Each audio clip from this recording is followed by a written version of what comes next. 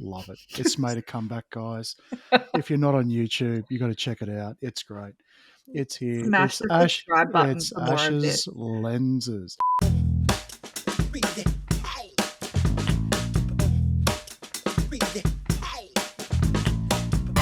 Hey guys, welcome back to the Remind podcast. I'm Dr. Ashley Morland and I'm joined by David Masterton. And today is a little bit of a follow on from our last episode. Last episode, we spoke a lot about what we don't process, we project.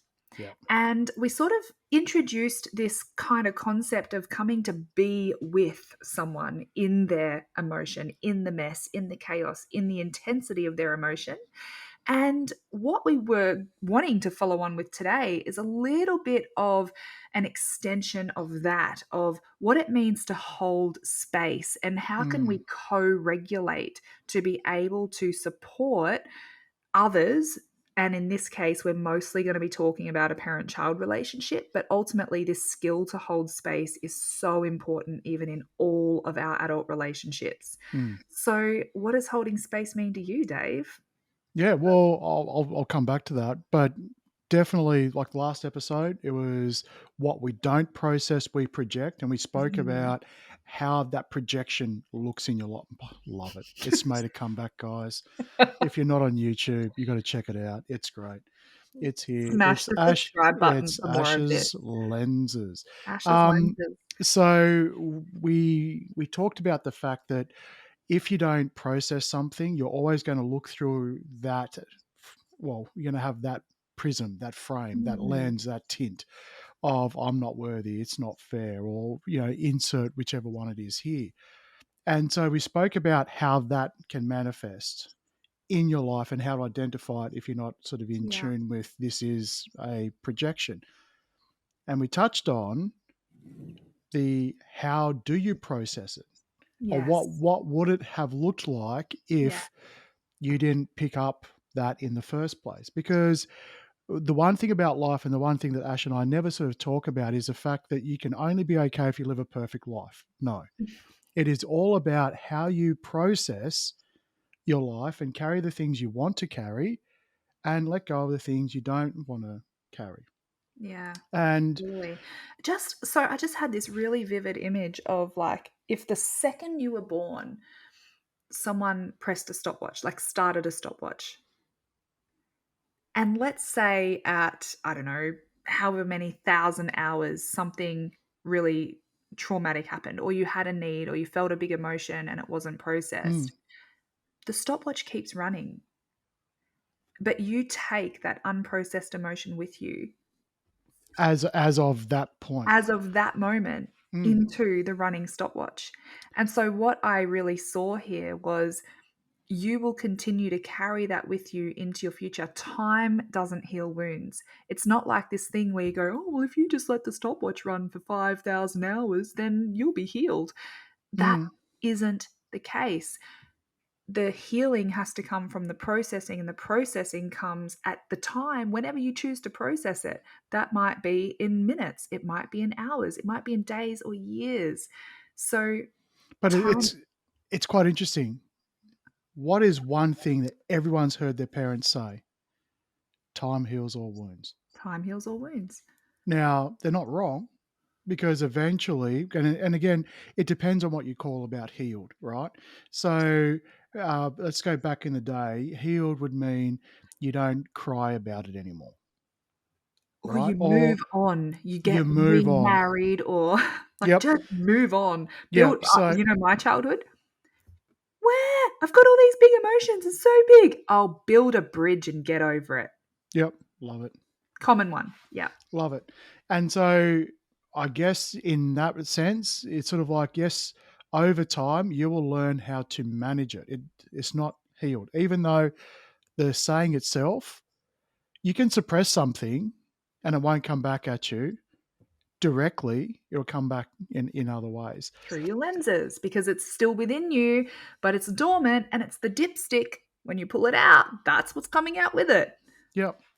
And so when we sort of spoke about that episode back then, it was sort of highlighting And if you haven't watched it, go back and have a great look. It's a It was gold. One of our best. precursor to this one. And now we're talking about, okay, this episode is not about how do we front run any potential issues that could cause a trauma. No, it's how do we sit and process through that. It's not like how do we Yeah. dodge the storm, it's how do we deal with the storm. And Yes. so, I love that. So, oh my gosh, I'm having such a big like revelation right now because a little while ago I listened to a worship song that I must have listened to 100 times. Like, mm, and I've heard it 100 times. But it was like I was hearing this one line for the first time and it smacked me in the face. And then ooh, it showed up in so many different mm, ways. And it's from Psalm 23. And it says, even though I walk through the valley of the shadow of death, I will fear no evil, for you are with me. And yeah, I like that one. the thing Yeah. that smacked me so hard is it doesn't say no evil will come. No, you're in the belly of the beast, right? Yeah, exactly. And that's okay. And that is just Yeah. such a revelation for me in life Mm, in going, the hard times are gonna come.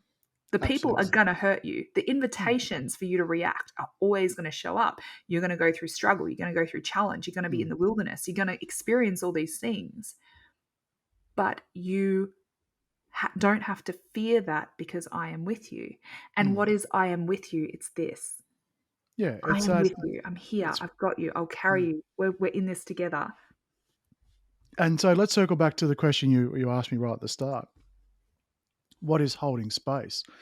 Well, a David of yesteryear wouldn't know what holding space was unless I was standing in a car park, stopping someone else from getting in there. Holding Right? space is puffing your chest out to take up as much physical space as Yeah, possible. don't mess with me, There you go. kind of Another thing. thing, if Yeah. you're watching the YouTube channel, that's a special gift Oh, just for you. I mean, Ash is just the gift that keeps on giving when it comes to the start of these episodes. Mm. I'm generally a goofy guy, but for some reason you're outshining me, so we're going to have to do something about that. Not that I'm competitive at all. No. But it used to be if someone, so coming back to what was holding space, wasn't aware of it. I was a nice guy. I wanted to help people when they were sad, Mm. so it would be distraction, Yeah. make them laugh, or Oh, do, and you or can be caring. yep, Doing this because I care about you. I yep, don't like to see you upset.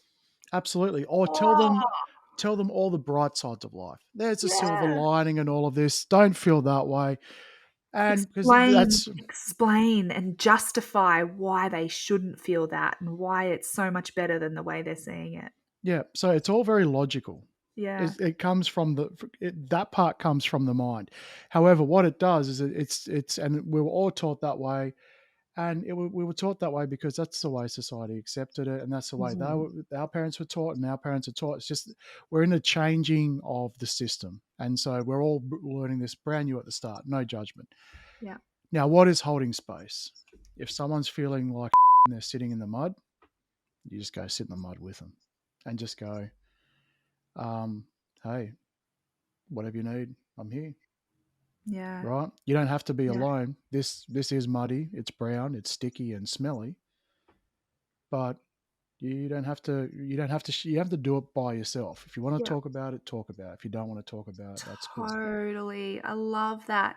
In our last round of Rise and Thrive, I took the participants through a process all around this. It was specifically about this. And the really interesting thing is people were most shocked by how little they said in that healing process, but Mm, more so by the healing power of presence and safety. Holding, and that's ultimately what holding space is, right? It's not about mm, justifying, it's not about convincing them or distracting them or taking them out of the moment. It's about joining them in their moment and just being in the moment with them, and mm. without the judgment, without And fear, without yeah, condemnation, without a time limit, just being present with you'll them. and feeling, and you'll generally find when you tap into that, you feel what they feel. We've been so accustomed to how could I be doing nothing, right? Because a lot of the time when you're sitting there, we've been sort of shown you got to fill it with something, Mm. words, advice, laughter, distraction, words of encouragement. You got to be, you got to. We've been taught to do something. Even physical touch can be Yeah, another way to escape the discomfort of presence. yeah. And so it's sort of like imagine a time where you just sort of sit there, nothing's said, and they turn to you and go, "God, I feel so much better. Thanks for just being here." And you Yeah. go, "But I did nothing." Well, Yeah. but did you? Did you do Isn't it nothing? crazy? Do you know, recently I just felt prompted to hug someone, just to hug them. I didn't know why, didn't have any context what was going on in their Mm, lives. They had a smile on their face, so outwardly to the world, everything was fine, and I just felt prompted to give them a hug. And I hugged them just for they went to pull away after a couple of seconds, and I held them tight. Really, I held them firmly and I said, "We're not done yet." And I just held them, wow. and they burst into tears and, like, literally just almost not collapse, but you know how when someone Mm, really just lets go and their body just goes, "Ugh," and mm. you are holding them. But how funny is that? How many people, and I'm one of them, sort of thought, "Are you overstepping your mark here?" Yeah. Because it's Isn't sort it of like, "Oh, hang on, am I doing something that's not consensual? Am I isn't doing something that's beyond that?" And look, isn't that interesting? And it comes down to discernment. You can't just do that to anyone at any time. It has bingo, to come down to discernment. bingo, And so bingo, bingo. so this Yeah. was in the context of where obviously we already have relationship, I know them on some level. Hmm. To me, it was a Holy Spirit prompting, "Hold her." Yeah. It was that Sometimes discernment. Yeah. yeah, and sometimes and also I think spiritually, discernment's so important because you have to first of all know the voice. For me, I have to know the voice of God. I have to know what that sounds like. I have to know how they speak. I have to Mm-hmm. be able to discern the promptings. But then I also have to overcome this fear of judgment that comes up like, "What? That's weird. I'm not gonna do that." What if she Ah, gets angry? What if yeah, what if what? what if what if someone looks at me and goes, "What the hell have you done?" Yeah. And so for me, it was about trusting that moment, Mm, trusting what I was being led to do. And it was so beautiful. And it allowed for mm, a release so that without not a single word, I didn't need to know what was going on for her. I didn't need to know the stories. I didn't need to know anything else. I had a prompting that there was mm. something going on for her. I joined her and held her. I held space for her through a hug, and she was able to release. And I have people to say to Wow. me quite often that my hugs are magical. No. The number of times I make people cry just from a hug because it is such an embrace. It's firm, Mm. it's safe, it's I am a professional hugger. Well, I'm very good at it's hugging. a presence, right? It's an energy. It's that in what modern world would call intangible. It's that intention. It's If you're just that. safe with me. What is Yeah. a hug? Okay, that's a cool question. What does a hug say to you? So if someone comes and hugs you and they're like a bit awkward and they pat you on the back and it's like their legs are a meter apart, but they like come in like this at the top, Yeah. and Yeah. what does that tell you? What does Well, that feel like to tell they're you? doing it purely for ceremony. Could be ceremony, yeah. Does it Yeah. anything else? Anything else come to mind?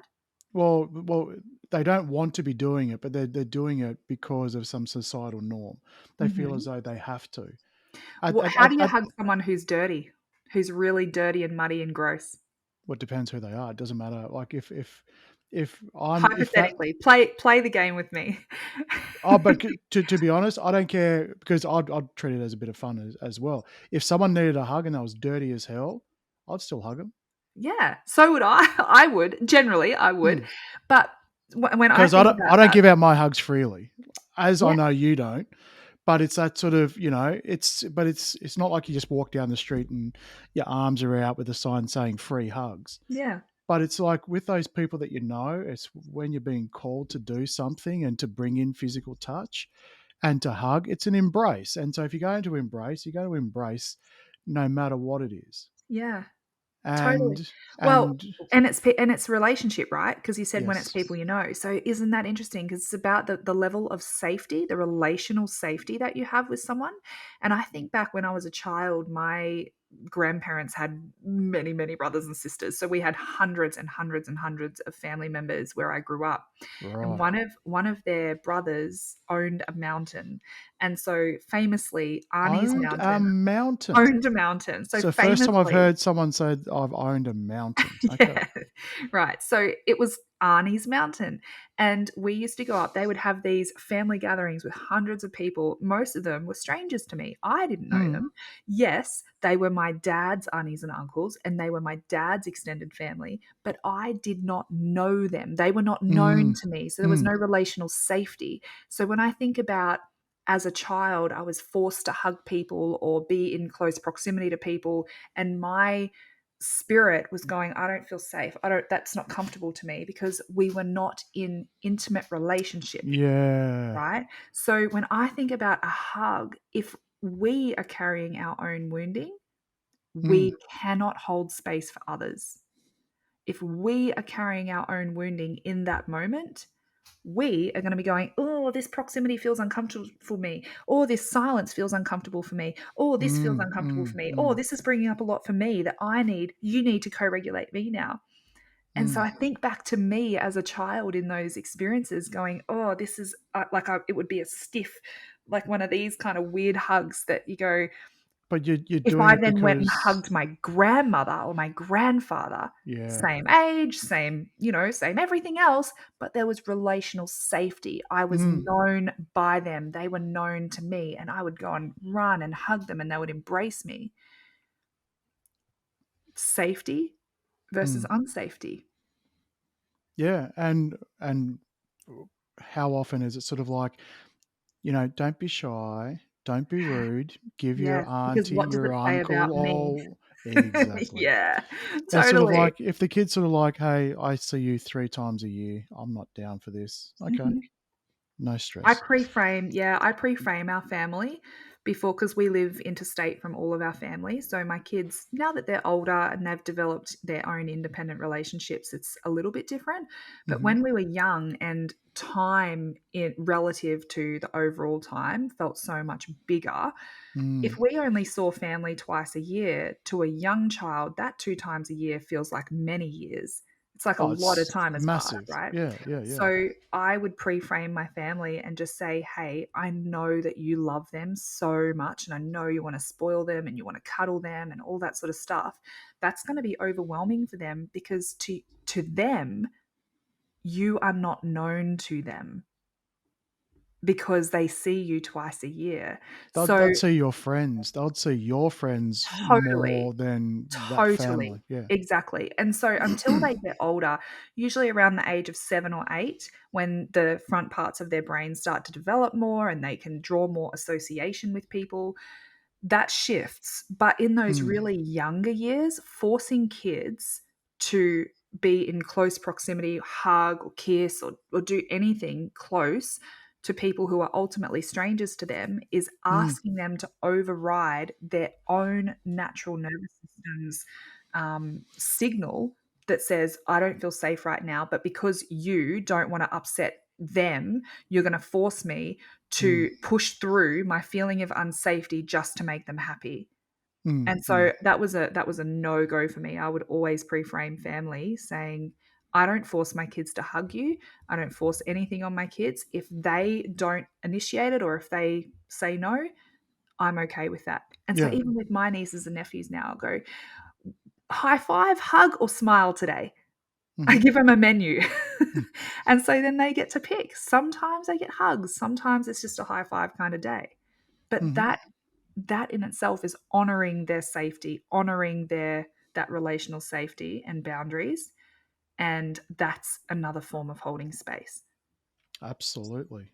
Absolutely, because it's holding space is almost just bringing your essence to the situation, but not your intellect, not your Yes, mind, or ego. not your Ego. culture or your traditions or anything like that. You're Yeah. simply just bringing your essence Totally. And how into it. different is it? Like one of my nephews in particular, he chops and changes all the time. Sometimes he'll come up and give me cuddles and he'll want to be like sitting on my lap and it's awesome. Mm, And other times he doesn't want to come anywhere near me. And I haven't changed. That's where he's at that day. mm. But if I was showing up with my ego, I would be upset over that. "Oh, you don't like me today?" Exactly.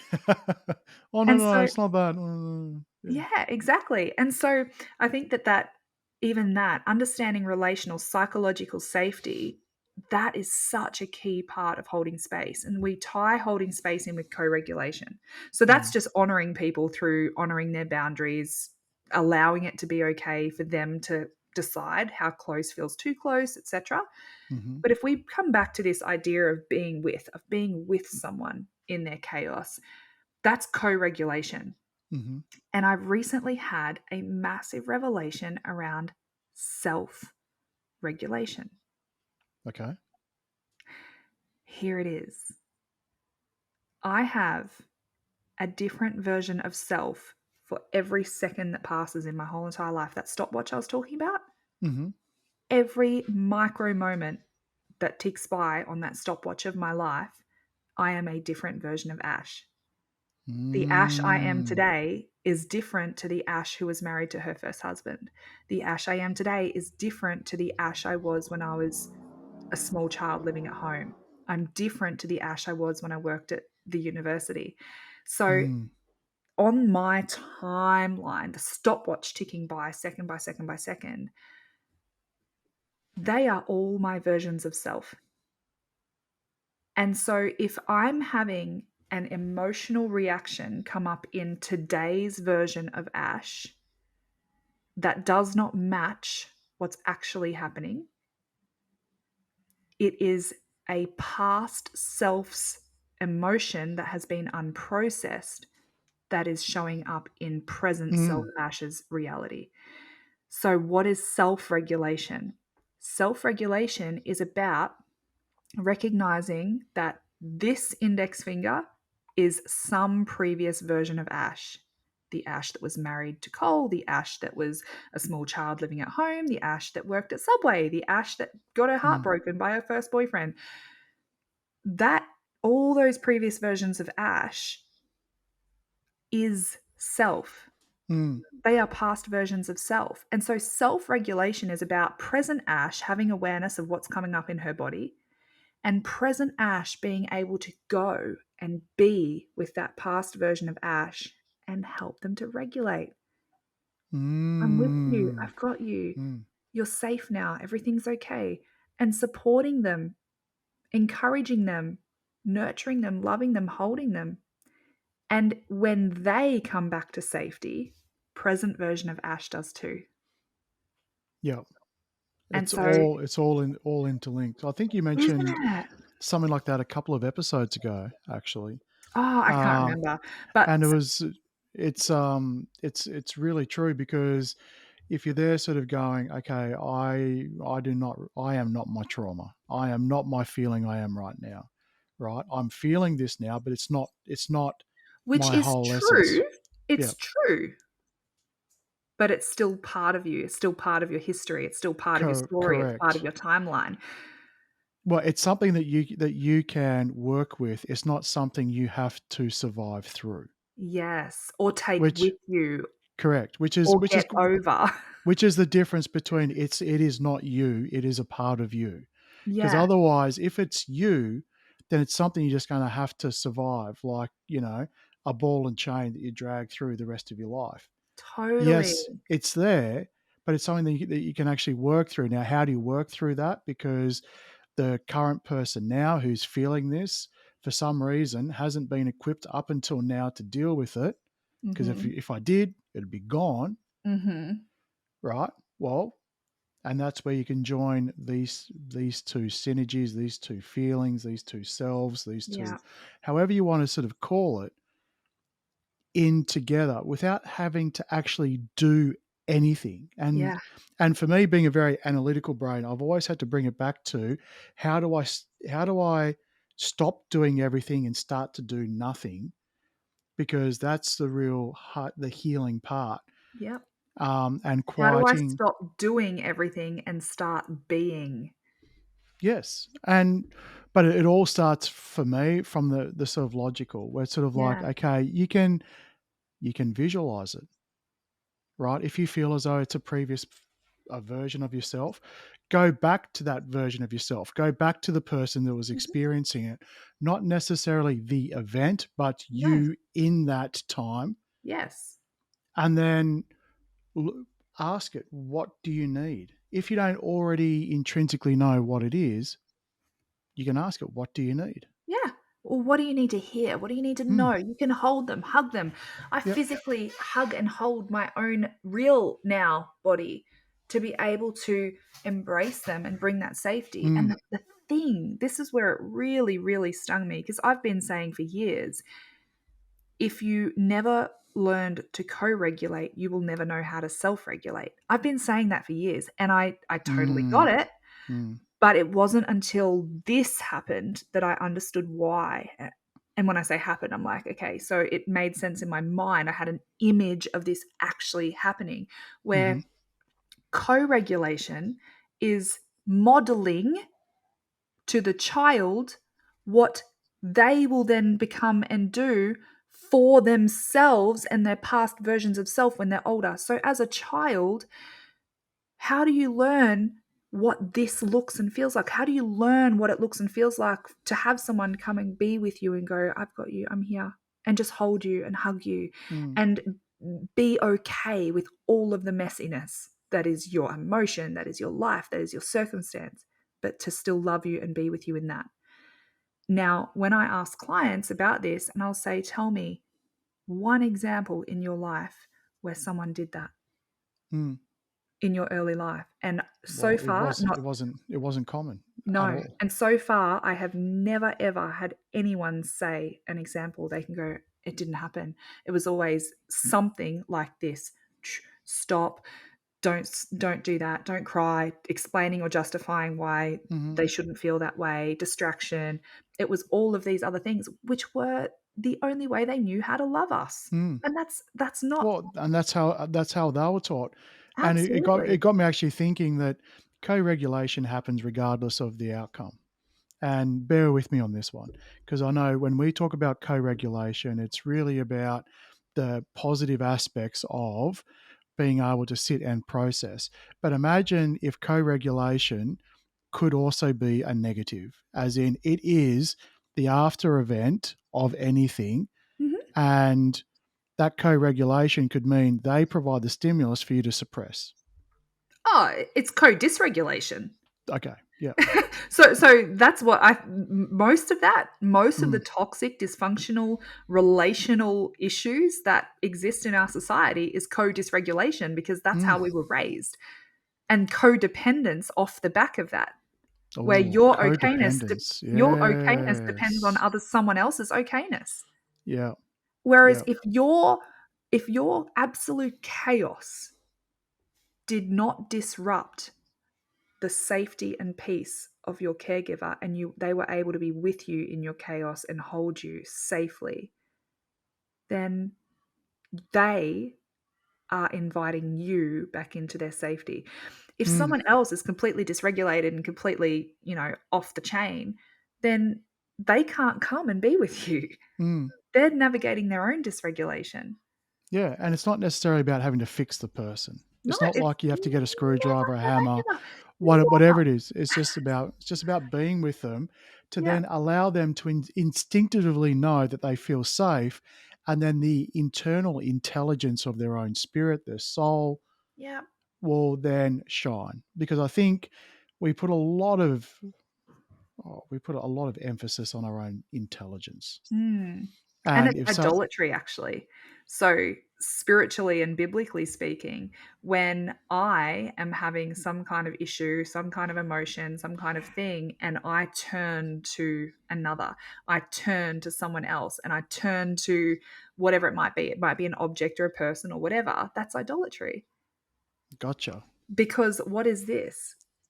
I come back to the verse that I quoted in Psalm 23. Hmm.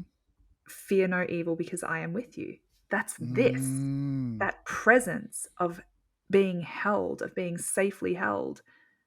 If we outsource that to, oh, I'm wearing my crystal today, so I'm safe, then that's idolatry. Yeah. I'm very conscious of this. This is something really big for me. I'm Yeah, I know. conscious It's of it because as a practitioner, yeah.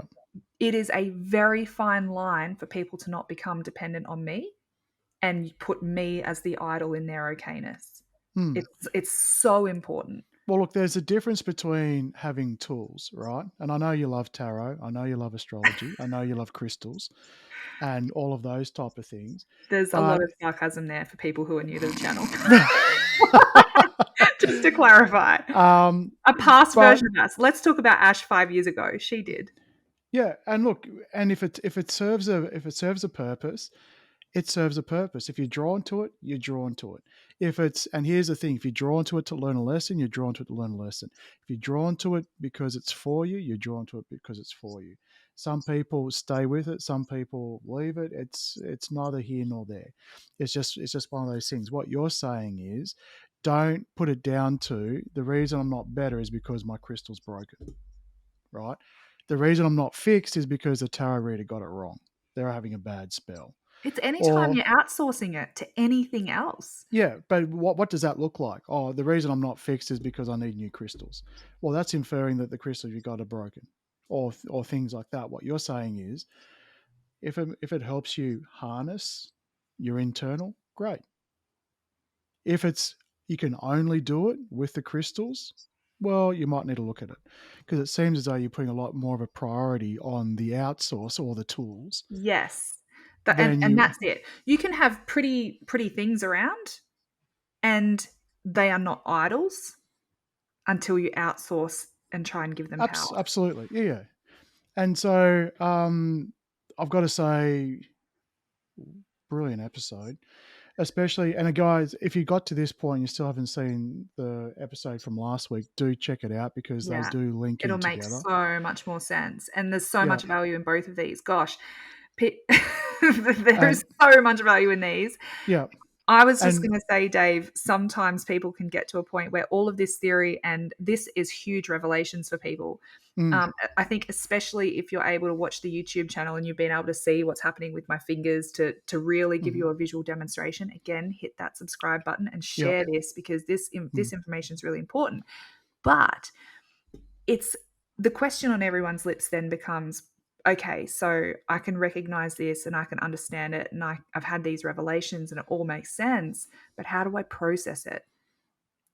And mm, that it's the processing. So all of the work that we do in Rise and Thrive is taking you deeper in understanding your own wounding, your own past experiences, and we process it. yeah, That's where the big processing happens. absolutely, absolutely. It's an absolute like when we talk about tools, the Rise and Thrive program is a tool to be able to do that because when you can sit in your own self, you'll get nudges as to what you need to do Yeah. because that's your intuition. Yeah. And if you're called to buy some crystals and send it to Ash, we'll put her PO box in the comments below. And Oh, I'll but put them in the yes, pretty rock garden. yeah. All right, guys. Ash, it's been a great one. And we will catch you. Well, actually, we're getting very close to our live. Oh my gosh, yes. It's actually next week. Midday on, if you're in Australia, midday on the 4th of April, Mm-hmm. we're live. We Yep. really hope you'll join us live. We really hope that you'll ask questions, engage Yep. with us, chat with us. You'll be able to post comments and we can answer questions. You can ask Ash all your favorite astrology questions. She'll be able to answer that. And I think it's just going to be something that we're going to be trialing.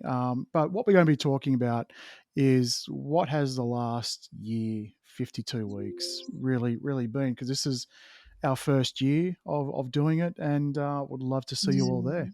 Yeah, and maybe exploring all of the past versions of self and all of the versions that we've grown into and grown out of, and Yep. all of our learnings Absolutely. and Oh, triggers. Oh yes. my gosh, can't wait to talk about that. This podcast has brought up a bit, hasn't it?